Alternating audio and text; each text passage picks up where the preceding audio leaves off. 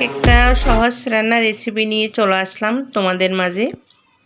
তো আজকে আমি শিমের বিচি দিয়ে কাতলা মাছ দিয়ে খুব সহজভাবে রান্না করব। তোমরা সবাই অবশ্যই রান্না করতে পারবে। এই রান্নাটা একদম সহজভাবে খুব অল্প সময়ের মধ্যে রান্নাটা আমি করেছি। দেখো তোমরা, এখানে আমি সরষের তেলের মধ্যে রান্নাটা করব। সরষের তেল দিয়ে দিলাম, তার মধ্যে পেঁয়াজ দিছি। পেঁয়াজ দেওয়ার পরে সামান্য হলুদের গুঁড়া দিয়ে একটু নাড়াচাড়া করে তার মধ্যে জিরার গুঁড়া, লাল মরিচ আর ধনের গুঁড়া আর কিছু মশলা ব্যবহার করি নাই।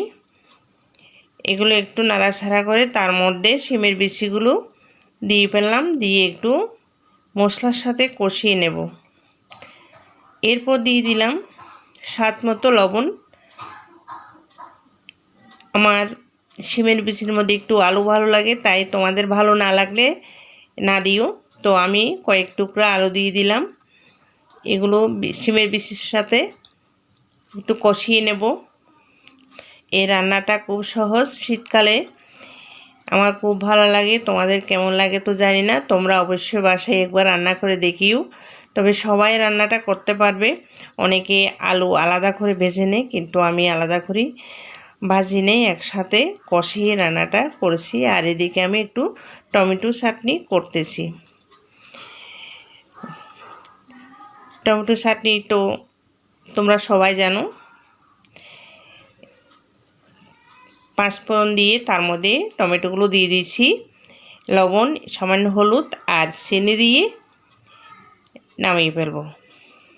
তো এখন এগুলো কষানো হয়ে গেছে, তার মধ্যে আমি গরম পানি দিয়ে দিচ্ছি। গরম পানি দিয়ে ঢাকা দিয়ে কিছুক্ষণ রান্না করে নিলাম।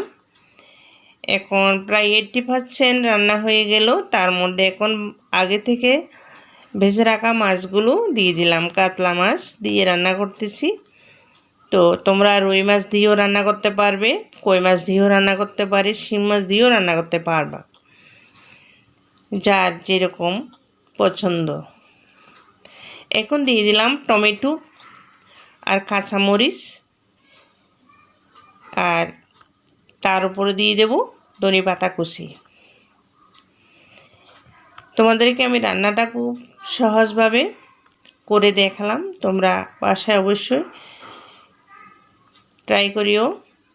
তো আমার রান্নাটা হয়ে গেল, এখন পরিবেশন করব।